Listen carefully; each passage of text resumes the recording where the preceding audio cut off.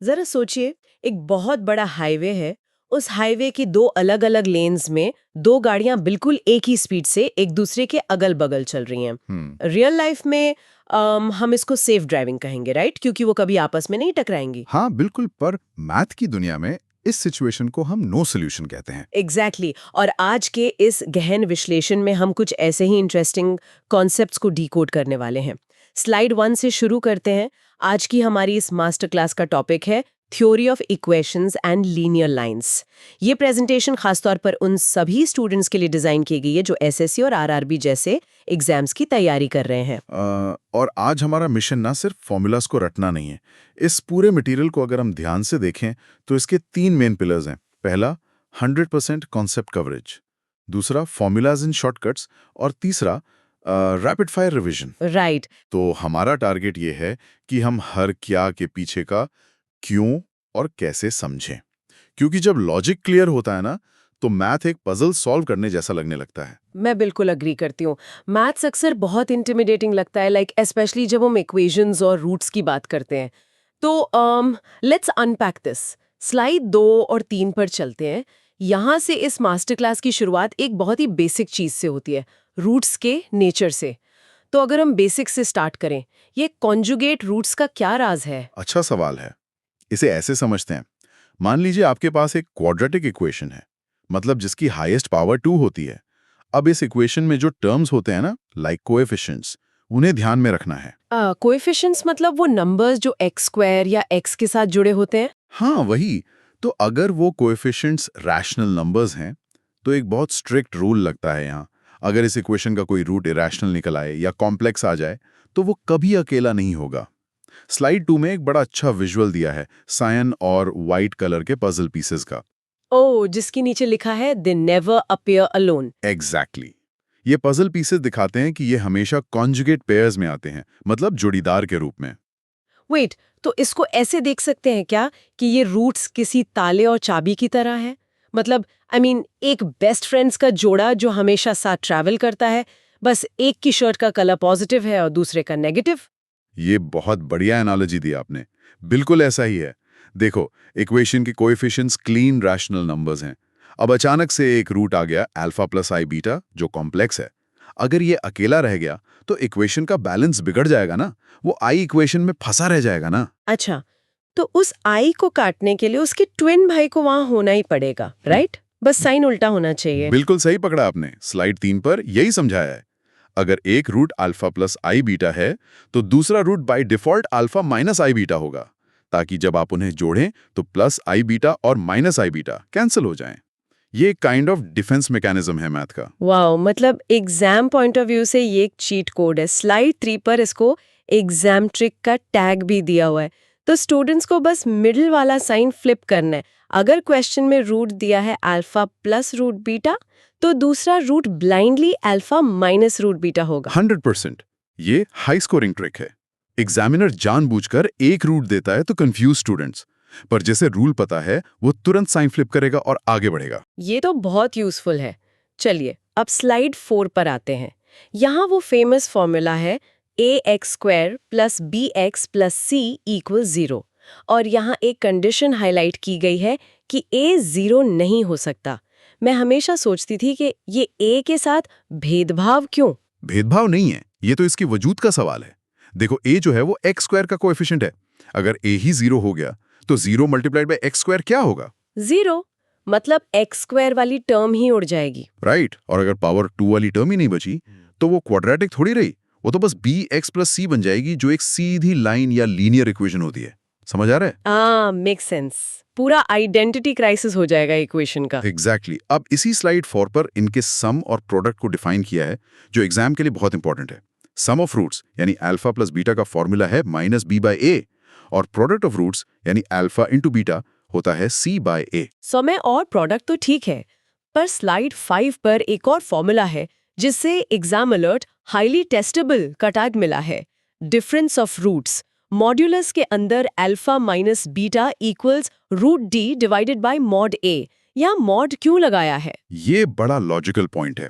देखो, जब हम डिफरेंस निकालते हैं ना तो इफेक्टिवली हम दो पॉइंट्स के बीच का डिस्टेंस देख रहे होते हैं, और डिस्टेंस कभी नेगेटिव तो होता नहीं। मॉड लगाने से इंश्योर होता है कि आंसर हमेशा पॉजिटिव आए। अच्छा, इसलिए एब्सोल्यूट वैल्यू चाहिए। और इसमें जो d है, d equals B square minus 4ac, इसको लोग अक्सर इक्वेशन का डिटेक्टिव कहते हैं। ये जासूसी करता कैसे है? डिटेक्टिव बिल्कुल सही नाम है। इसे टेक्निकल भाषा में डिस्क्रिमिनेंट कहते हैं। अब ये काम कैसे करता है? क्वाड्रेटिक फॉर्मूला याद करो, minus B plus minus root के अंदर B square minus 4ac divided by 2a। हाँ, वो लंबा वाला फॉर्मूला। हाँ, वही। अब ध्यान दो कि d यानी बी स्क्वायर माइनस 4ac उस रूट के अंदर बैठा है। मैथ्स का रूल है कि रियल नंबर्स की दुनिया में आप किसी नेगेटिव नंबर का स्क्वायर रूट नहीं निकाल सकते। राइट, अगर अंदर नेगेटिव आया तो मैथ ब्रेक हो जाएगा। बिल्कुल। इसीलिए d डिटेक्ट करता है रूट्स का नेचर। अगर d पॉजिटिव है तो रूट्स रियल होंगे, अगर 0 है तो रूट्स इक्वल होंगे, और अगर नेगेटिव है तो वो इमेजिनरी हो जाएंगे। इसलिए फॉर्मूला में रूट d का सीधा यूज होता है। वाओ, जब ऐसे लॉजिक समझ आता है ना तो फॉर्मूलाज रटने नहीं पड़ते। तो ये तो हुई 2 डिग्री की बात। अब स्लाइड 6 पर चलते हैं, जहां हम लेवल अप कर रहे हैं। क्यूबिक इक्वेशंस यानी पावर 3। क्या यहां भी ये सब रूल्स अप्लाई होते हैं? रूल्स वही हैं, बस पैटर्न बड़ा इंटरेस्टिंग हो जाता है। क्यूबिक इक्वेशन में 3 रूट्स होंगे, अल्फा, बीटा, गामा। यहां ध्यान देने वाली चीज है इनका साइन पैटर्न। स्लाइड 6 पर वो रेड बॉक्स में हाईलाइट किया गया है, माइनस प्लस माइनस। ये माइनस प्लस माइनस क्या है, थोड़ा इलैबोरेट करेंगे? एक पेंडुलम की तरह सोचो इसे। जो रूट्स के सम और प्रोडक्ट्स निकालते हैं ना, उनके साइन ऑल्टरनेट होते हैं। जैसे पहला है S1 यानी sum taking one at a time, तीनों रूट्स को अकेले जोड़ना। फॉर्मूला है minus B by A. Okay, तो पहला साइन माइनस हुआ। फिर S2 पर आते हैं, sum taking two at a time, दो का जोड़ा बनाकर मल्टीप्लाई करना और फिर उन्हें जोड़ना। इसका फॉर्मूला है प्लस सी बाय ए। पेंडुलम वापस प्लस पर आ गया। ओह, आई सी।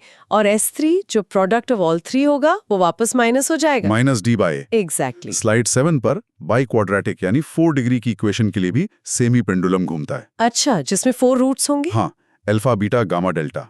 वहां S1, S2, S3 और S4 होंगे। पैटर्न वही, माइनस प्लस वाला।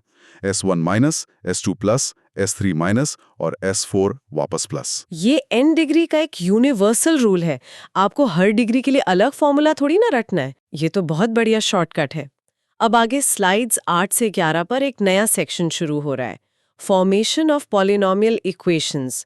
मैं सोच रही थी, अभी तक तो हमें इक्वेशन को तोड़कर रूट्स निकाल रहे थे। ये तो पूरा उल्टा प्रोसेस लग रहा है, एक तरह से रिवर्स इंजीनियरिंग। ये आपने परफेक्टली फ्रेम किया। रिवर्स इंजीनियरिंग ही है। स्लाइड 8 पर देखो, n डिग्री का जनरल फॉर्मूला दिया है। हम अलग अलग रूट से वापस गाड़ी यानी इक्वेशन बिल्ड कर रहे हैं। तो स्लाइड 9 की क्वाड्रेटिक इक्वेशन देखें तो वो फॉर्म होती है x square minus sum into x plus product equal 0। Right. बिल्कुल, जिसे हम लिखते हैं x square minus S1x plus S2 equal 0। Notice किया आपने, यहाँ भी वही पेंडुलम चल रहा है। पहला टर्म पॉजिटिव, दूसरा नेगेटिव, तीसरा पॉजिटिव। अच्छा, तो स्लाइड 10 पर जो क्यूबिक इक्वेशन बनाना सिखाया है वो भी इसी पैटर्न पर चलेगा। X cube minus S1x square plus S2x minus S3 equal 0। Yes.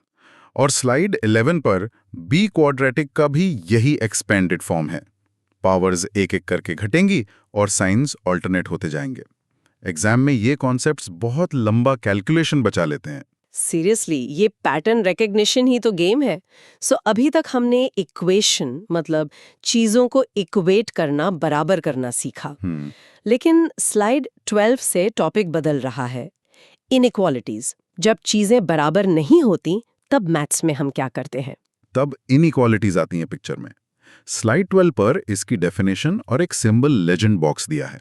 4 basic symbols होते हैं, less than, greater than, less than और इक्वल टू और ग्रेटर देन और इक्वल टू। वहाँ एग्जाम्पल्स पैनल में कुछ इक्वेशंस भी हैं, जैसे 5 इज लेस देन 7 या x इज लेस देन और इक्वल टू 2। हाँ, इनको क्लासिफाई भी किया जाता है। स्लाइड 13 देखिए, 2 टाइप्स की इनइक्वालिटी बताई गई हैं, न्यूमेरिकल और literal.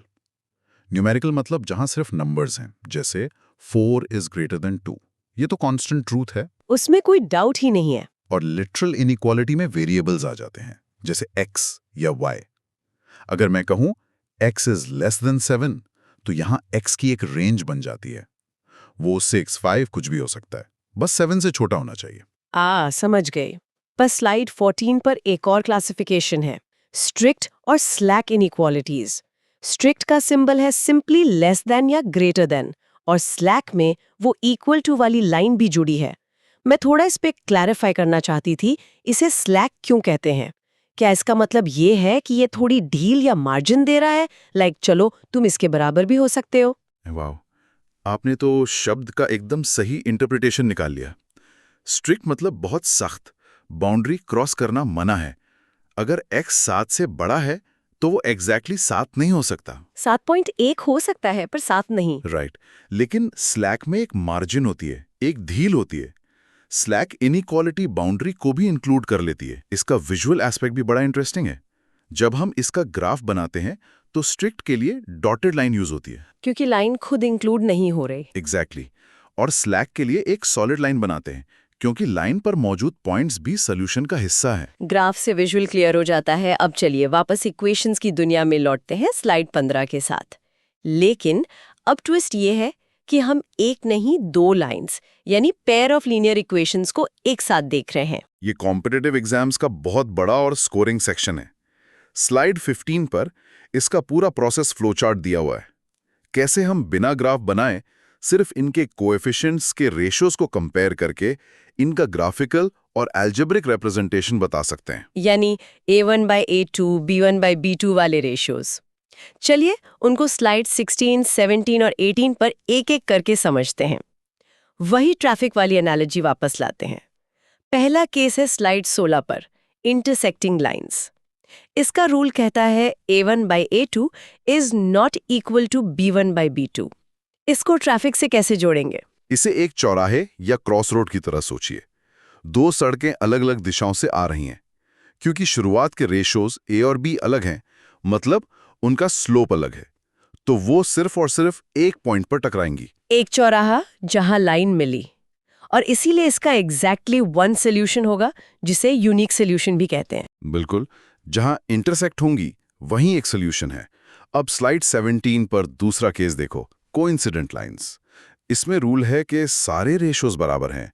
A1/A2 equals B1/B2 equals C1/C2। अगर सब बराबर है तो ये ट्रैफिक के हिसाब से एक ही लाइन में चलने वाली गाड़ियों का कॉन्वॉय होगा ना, एक के पीछे एक। वो तो हर पॉइंट पर साथ है। बहुत सही एनालॉजी है। जब तीनों रेशियोज इक्वल हो जाते हैं तो मैथमेटिकली वो दो अलग लाइंस होती ही नहीं है, वो एक ही लाइन के दो फॉर्म होते हैं।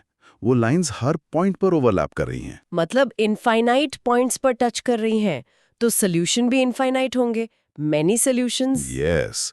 और अब स्लाइड 18 पर आते हैं, अपने तीसरे केस पर जिससे हमने शुरुआत की थी, पैरेलल लाइंस। इसका रूल क्या है?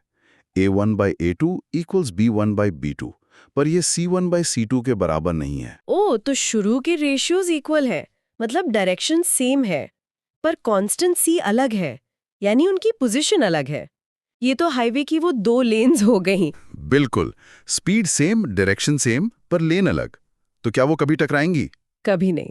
वो इन्फिनाइट तक चलती जाएंगी, और जब टकराएंगी ही नहीं तो सोल्यूशन कैसे आएगा? इसीलिए ये नो सोल्यूशन का केस है।